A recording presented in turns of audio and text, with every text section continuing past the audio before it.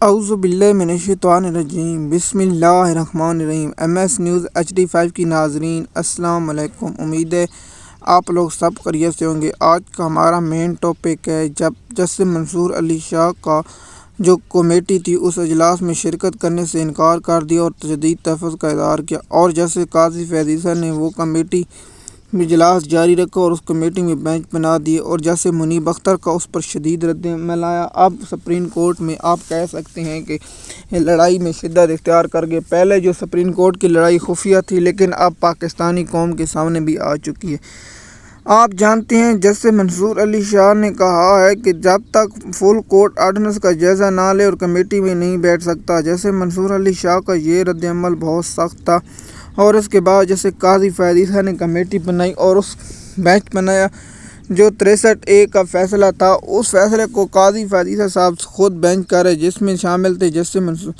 قاضی فیض عیسیٰ صاحب، جسٹس منیب اختر اور جسٹس جمال مندوخیل اور جسٹس اغوان، اور ایک ایڈہاک جج تھا جو سویلین کے جو ٹرائل ہے، لیکن اس میں شامل کیونکہ قاضی کا دوست تھا، اس لیے تو قاضی فیض صاحب ان کو لانا چاہتے تھے۔ بہانہ اور مقدمے تھا لیکن نشانہ کوئی اور تھا۔ اس میں PTI کے تحفظ ٹھیک تھے، لیکن جیسے منصور علی شاہ نے کہا ہے کہ یہ کیسے ہو سکتے کہ ابھی آرڈیننس پر دستخط ہوئے اور اس پر حکم عمل ہو گیا۔ آپ کو ہم نے بتایا تھا ایک ویلاگ میں کہ جیسے منصور علی شاہ اور جیسے منیب اختر کمیٹی کے اجلاس میں، لیکن جیسے قاضی فیض عیسیٰ نہ آئے، اور اس جمعے کو روز قاضی فیض عیسیٰ صاحب نہ آنے کی وجہ سے پیچھے خبر چلی کہ حکومت ایک آرڈیننس لے رہی ہے، اس قانون میں تبدیلی کری۔ ان قانون میں تبدیلی یہ کی تھی کہ ایک سینئر جج ہوگا اور ایک چیف جسٹس کی مرضی کا ہوگا۔ مثال کے طور پر کمیٹی کو اب ہم نے آپ کو بتایا کہ سپریم کورٹ کو پارلیمنٹ کنٹرول کرے گی اور زرداری اور نواز شریف کنٹرول کرے گا۔ اب آرڈیننس اسلام آباد، Lahore high court, Sindh high court میں دیگر عدالتوں میں چیلنج ہو گیا، جن کی سماعت آج ہے، اور اس کی سماعت پر کیا ہوگا ہم آپ لوگوں کے ساتھ بتاتے ہیں۔ لیکن جس وکیل اظہر صدیقی نے کہ جی چبلی ماری ہے، چغلی ماری، لیکن لاہور ہائی کورٹ سے کیا، سندھ ہائی کورٹ سے کیا، اسلام آباد ہائی کورٹ یا پشاور ہائی کورٹ بھی سپریم کورٹ میں بھی چیلنج کرنا چاہیے تھا۔ اب دیکھتے ہیں اس کیس کی سماعت کب تک ہوتی ہے، لیکن جیسے منصور علی شاہ نے بہت اچھا ہی خط لے کر کیا کہ تاکہ پاکستانی قوم کو ہو سکے۔ جیسے منصور علی شاہ نے کہا، یہ ہم آپ لوگوں کو پہلے بھی انفارمیشن دے چکے ہیں، یہ انصاف میں مداخلت کے مترادف ہے۔ مثال کے طور پر یہ آزاد عدلیہ میں کیسے ہو سکتا ہے کہ آپ ایک آرڈیننس کے ذریعے انصاف میں رکاوٹ ڈالیں؟ سب سے پہلے آپ درخواست دیتے اور سپریم کورٹ میں یا آئینی ترمیم کرتے تا ہوتا، لیکن جب آپ کے مفاد میں کام کر رہا تو آپ نے یہ قانون بنایا، اور اس پر جیسے قاضی فیض صاحب نے کہا ہے کہ میں کسی کیس میں بیٹھوں گا نہیں جب تک اس کیس کا فیصلہ نہ ہو سکے۔ جیسے قاضی فیض صاحب چیمبر ورک کرتے رہے، جب جیسے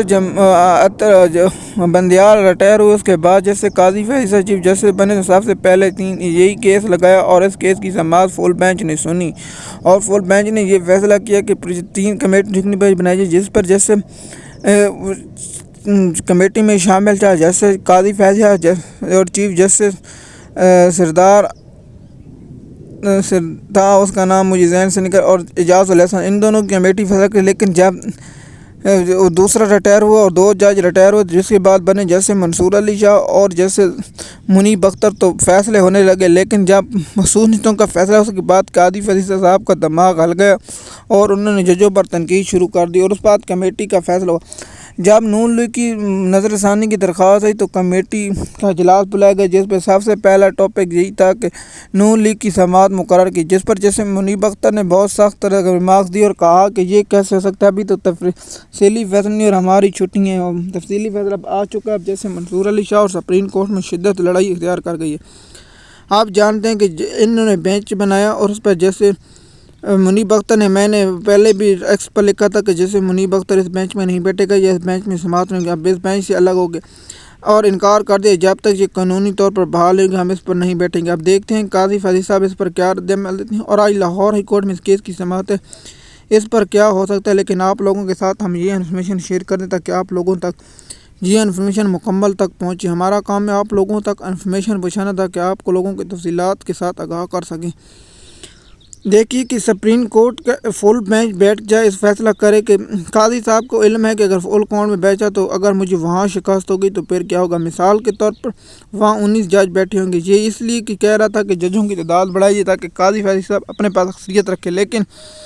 سب سے بڑی رکاوٹ جیسے منصور علی شاہ اور پی ٹی آئی ہیں۔ پی ٹی آئی کے لوگ نہیں چاہتے کہ جج سپریم کورٹ میں، مثال کے طور پر ان کو مقدموں کی نہیں، نون لیگ کا مفاد اور پیپل پارٹی کا مفاد ہے۔ آپ جانتے ہیں جو اڈھاک جج لائے گئے ہیں، لیکن وہ آئینی تشریح میں کیسے بحث ہے، اور پہلے صاحب تو یہ آنا نہیں چاہتا، لیکن پاکستان میں لوٹنا، جس طرح قاضی فیصل صاحب نے کہا سب کچھ ملے گا، اور نواز شریف کی خواہش پر اس کو لایا گیا، اور یہی جج تھا جس نے کہا تھا عمران خان کو پھانسی ہونی چاہیے، یہ وہی جج صاحب ہے۔ لیکن اس جج کو، لیکن ان لوگوں نے عمران خان اور نون لیگ کی محبت میں بہت، عمران خان کے بغض میں، نون لیگ کی محبت میں بہت کچھ لکھا۔ آپ دیکھتے ہیں جیسے منصور علی شاہ نے کمیٹی میں بیٹھنے انکار کیا، جس کیا آج سپریم کورٹ کا فل کورٹ کا اجلاس ہو سکتا ہے یا نہیں، اس کی تفصیلات جب آئے گی تو ہم آپ لوگوں کے ساتھ انفارمیشن شیئر کر دیں گے۔ آج بہت انتہائی اہم دن تھا، جس میں ہم نے آپ کو کہا تھا مسعود نشستوں کے فیصلے کے آنے کے بعد بہت سے آیا، اور بہت سی ہم نے ویلاگ بنایا اور آپ لوگوں کے ساتھ انفارمیشن شیئر کی تاکہ آپ لوگوں کو معلوم ہو سکے۔ امید ہے یہ ویڈیو آپ کو پسند آئی ہوگی۔ شکریہ۔